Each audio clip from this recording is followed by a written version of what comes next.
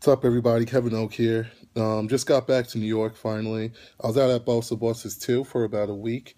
And what can I say? That was just a great RAN competition. Everything from, I guess I'll start at the beginning. Friday night, they started with the press conference where you just got to meet everybody, kind of put a face to a name.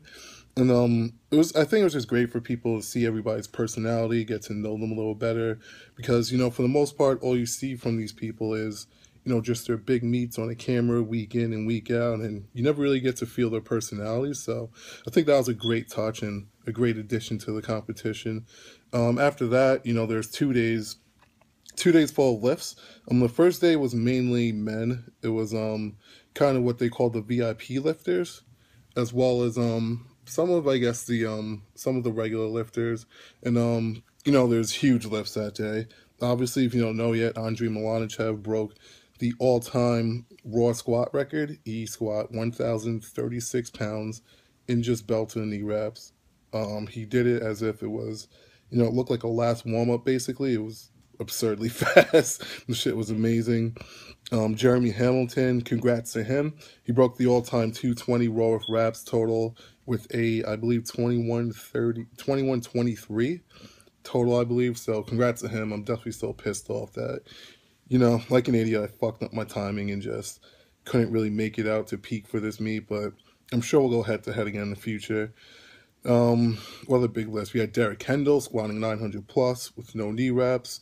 In the super heavyweights, we had Rob Philippus squatting, I think, 881 in the 308s with no knee wraps. Just generally just huge lifts all around. On the second day, I know most of the VIP women went. There was nothing but world records on that day as well. I know Jen Rotzinger, I believe, broke her all-time world record. And there was just huge lifts all day. Ed Cohn was around, hyping everybody up. I mean, it just generally was a great experience.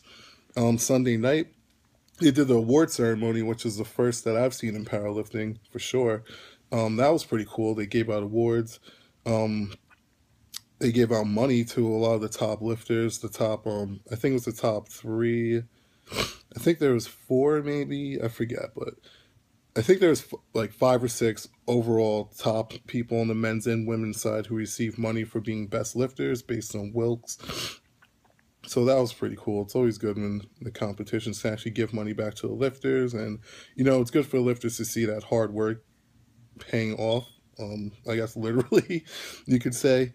But also there were sponsorships given out. Shout out to Mike Rashid, to bodybuilding.com, to Caffeine and Kilos, to Power Belly, to Kabuki Strength. All these guys did actually put money into the competition that was given out to the lifters. So shout out to that. Also, I did bench only, if some of you may not know. It kind of just worked out for me because I was going through a training phase for my bench press where I was benching more in an IPF style. Usually I bench with more of an arch and I bench with my toes, which is, for me, it's more chest dominant. So benching this way basically was putting more stress on my shoulders and my arms. So that's kind of why I went through that phase. And it did end at the meet with a 501 pound bench press. So I was happy to be able to legitimately do that in competition, a 501 pound bench, that style, that kind of felt good. And now I'm going to get back to my cheetah arch and benching on my toes. And hopefully, I think coming back to the arch and benching on my toes now, I should be able to finally move to like that 520 to 530 area on my bench press. But here, I'll throw up my bench press videos. I think it was just my last warm-up at the meet and my 3 lifts on the platform. Check it out.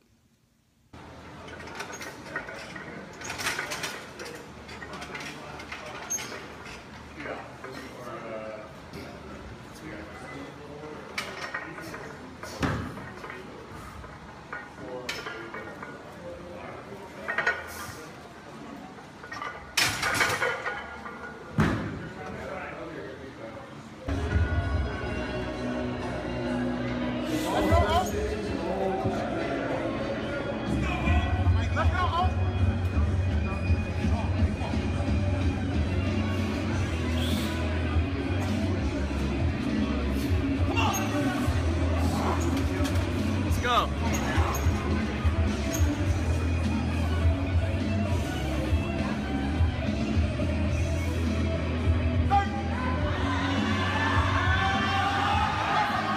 Get up!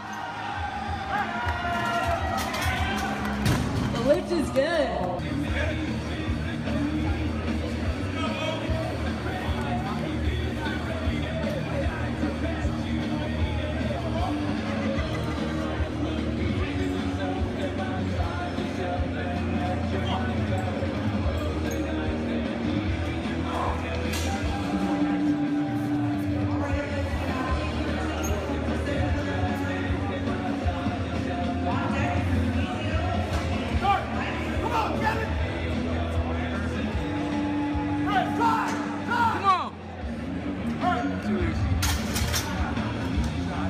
The lift is good. Let's go.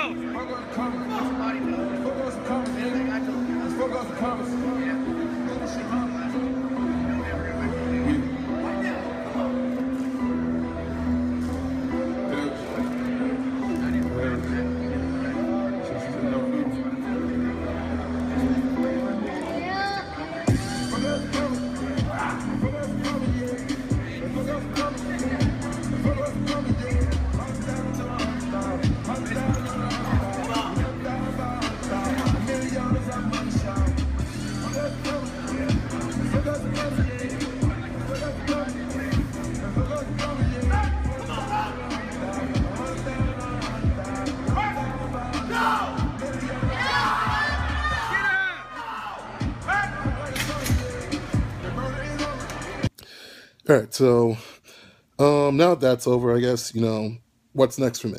My plan at this point is to do Jesse Burdick's SPF meet, I think it's November 5th. It's called the Reebok Record Breakers meet. It seems like it's going to come together. It's going to be a pretty big meet. So, that way people won't nag me about doing regional meets or backyard meets or whatever the fuck. It is a top meet. It's a pro meet. That way, if I put up a big total, hopefully people won't bug the shit out of me about it. But I'm thinking, I'm definitely going 220s, without a doubt. I feel like I have unfinished business there. And hopefully this can be my last meet at 220. I really don't want to stick around. I feel like I'm definitely losing pounds on the platform by staying at this weight. Because, when I'm 220, usually I'm going to walk around somewhere between 235 to 245. My weight's going to fluctuate. Usually it's under 240. But, once I move up to the 242s, hopefully I can walk around closer to 260, 265, which I think at that point, that's where I think I'll see most of my big numbers. That's where I think I'll be able to squat 900 plus. That's where I think I'll be able to get to, a 550 bench. I think I'll more easily be able to get to an 800 deadlift. I do think I can get to an 800 deadlift at 220, but it's kind of one of those, how much time is it going to take? Do I really want to stay in the 220s for the next couple of years? Well, not even the next couple of years. I think I can get within the next couple of months. But, maybe I can do it by the Jesse Burdick meet. Maybe, maybe I'll be closer to a 780. I'm really not sure. I think total-wise at 220, I should be on track, on something like, probably set up my second attempts to be right around 2100. So it would probably take, 7 for 9 or 8 for 9 to actually break the world record. In a perfect situation, if I want 9 for 9, probably be around like 2150-ish, but whatever. You never know until you do it. We'll see. Obviously my goal is to get the world record, but we just got to see how the training cycle plays out. I think we're about 9-10 weeks out at the moment, so just got to see what happens. Right now I'm still doing my off-season stylish training, which for deadlifts would mean sumo deadlifting off of blocks. I actually at Boss Barbell got to do a sumo deadlift session, which I'll show after this. But I'm going to start ramping up squats again. I was having some nagging knee issues every time I was squatting heavy, but hopefully I can work through that. I think I can still put I'm probably not going to get too crazy with my squat numbers at my next meet. I squat 850 at my last meet. The goal at this meet would probably be to squat, another 10, 15-ish pounds. Not really push it that much, but hopefully to squat it a lot cleaner.